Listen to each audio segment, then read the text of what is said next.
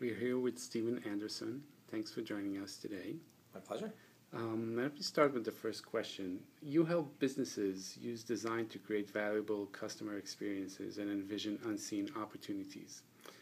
Tell me about how you see the role of user experience research in this line of work. Definitely critical. With every context, it varies, depending on whether I'm working with a very small startup or whether I'm working in a large organization, and how formally I define user research or call it out will change in each case. So I'll give you kind of two extremes. On one end, when I was working inside of a large organization several years ago, one of the biggest problems wasn't so much the lack of insights, although we were certainly looking for those as well.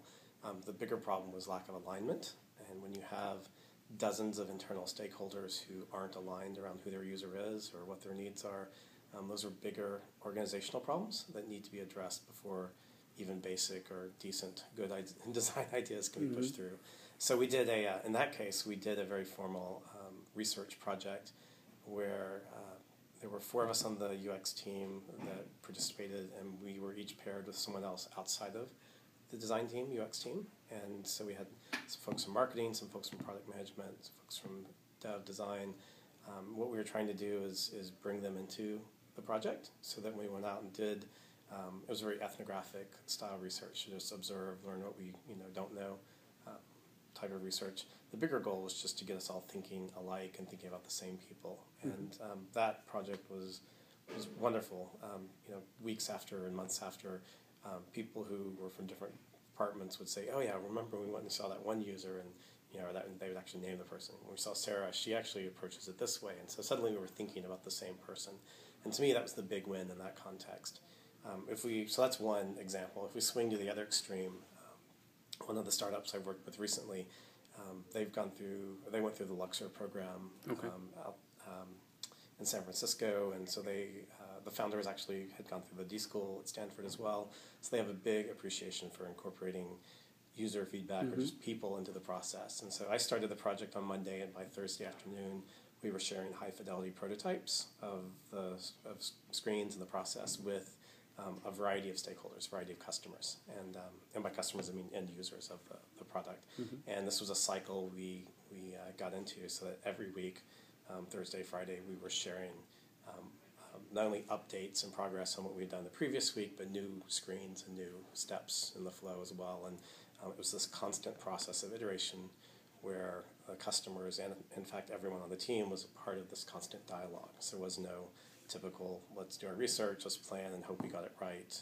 We were iterating along the way. So by the time the product was live, there was no surprises to the majority of the customers or users because they had helped shape it and define it.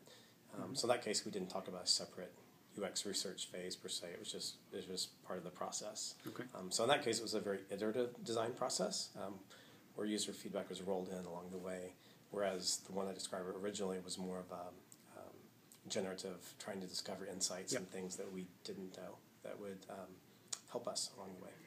All right. Why is it so hard for people to sponsor UX research? Because often it's viewed as something that's not tangible. I mean, it's like, what am I going to get out of it? I'm going to get a document, right, or a 70-page document. I don't know. I think I think people look for things that are made. Show me code. Show me design. I don't think that documentation or the insights are valued the way they should, particularly insights. And I think that's what good research will bring, is that little nugget. It may just be that aha moment or that insight, but if you find a really good insight in your research, that can drive, that can make the difference between a genius, brilliant design and something that's just a knee-jerk reaction to the problem. And so I think if that value was shown more, that this whole design came out because of this one nugget, this one little insight, I think that would be enormous. But when you're writing the check and you're signing it, like, you want to see what you're getting out of it. And I think oftentimes it's hard, if a researcher is being honest, it's hard to promise what you'll get because you don't know until you get into it. I'm hearing from UX practitioners who work in agencies and consultancies that research is usually the first thing to make it out of a project proposal. You've heard it too. Yes. How do you position UX research to your stakeholders to prevent this from happening? The way I work, I tend to work with a lot of smaller startups where process and a series of things to go through isn't a part of the approach. It's usually very iterative, kind of like the startup I described. And so I usually just bake it into what I do. So my role is usually product strategy and interaction design. Mm-hmm. And so as part of the design process, I'll roll in iterative feedback with customers along the way. And for a lot of startups, that works well. You don't need a lot of the generative kickstart type research, because a lot of that's in the founder's head. There's a problem they're trying to solve. So a lot of that type of research is really amongst the team or amongst the founder at least. So really it's just let's make sure we execute on this and learn the details along the way correctly. And so to me, I don't call that as a separate thing. It's just part of design, something we do, right? I'm tempted to ask you questions I asked the startup people. Let's see. So it seemed to me that startup founders have this idea that they know everything, at least to begin with. Yeah, you said it yourself. They know the problem. They know what they want to do. As a researcher, I always say to myself, when people ask me what we should do based on your experience, I say, I have no idea. Let's find out. How do you settle this with startup people? Gosh, this is an often debated subject as well. I do think with a lot of startups, it is usually people who've experienced a problem themselves. Yeah. And so in many cases, they are the user and the consumer of their products. I think the challenge for those folks is to realize that the world doesn't work exactly like it does for them. Yeah. They may be solving a problem that dozens, hundreds, thousands of other people have, but they need to stretch beyond the how of solving it. They need to understand that other people don't think alike. And so in my case, the really good startups will involve users early on, and they'll be careful not to pick like the same type of user, but a diverse user base. So not just on the UI, but on the technical architecture side, when things are being built out, it's being built in a way that's scalable for a market and not just being built for one consumer or one client who will pay. And I think that's the big catch there.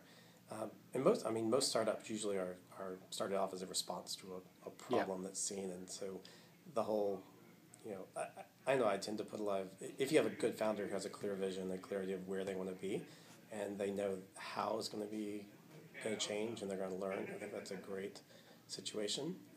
It's rare that you find people fixing problems that they didn't experience in the first place.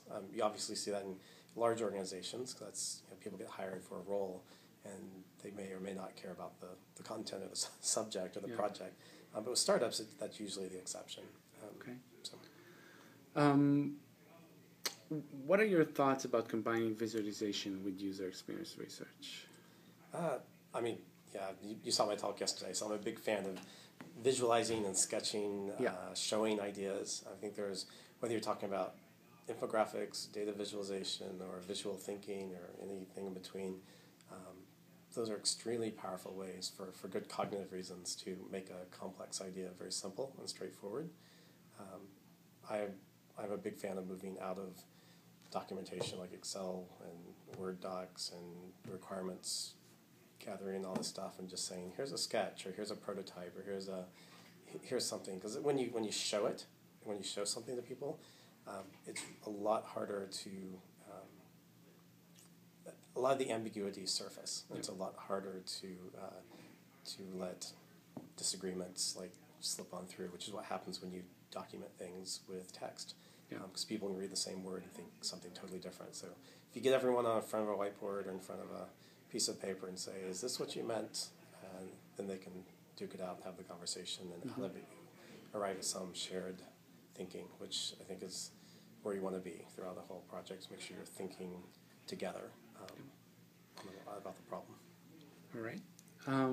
Last question. Okay. What is the most basic advice you can give a user experience practitioner who is dealing with stakeholders who don't understand or respect what he or she does? Let's see.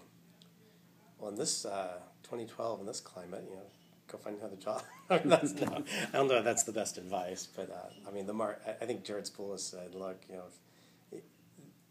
this is something that people either buy into at the top or they don't, and it is a mindset. It is a philosophy, and this has been true. This is not something new as of the last few years. This has been true for last century of business. You can go back and look at any business stakeholder and say, were they more customer minded? Were they more numbers and financials and cost cutting minded? Were they more like, I mean, every founder, every visionary, every leader has their own biases and their own things they prefer. So I mean, that starts at the top and hopefully trickles down or affects the rest of the organization in some way. And so, yeah, if you're trying multiple ways to sell user experience, particularly in 2012, and it's falling on deaf ears, there are a dozen other companies who will hire you in a heartbeat. Now that said, because there are some really big problems that need to be addressed, and sometimes we need to work through those organizations to fix those problems for the benefit of society. Definitely, I mean, like the stories and the visual thinking, prototypes, bringing in users and bringing in videos. If you show a video of a customer, which is a dollar sign to a business stakeholder, and say, here's what our customer had to say, I mean, that speaks volumes, right? And it's the language of data, so you can show large data sets and show numbers. That's great. Designers, don't be afraid to learn, Excel and learn how to read some, financials and play with that, because those numbers are just as much a prototype as sketching on a napkin. There's a few hard numbers that are in there, and then the rest are, well, what if we predict this or project this? And it's just as much a sketch or a prototype as anything else. So don't be afraid of that, but definitely the human level too, stories from real people. And it may not be representative or quantitative in a way, but those qualitative stories are often what move people and engage people. So a balance of both would be a great way for persuading. And then if that all fails, then yeah, get out there. All right, very cool. Thank you very much. Thank you.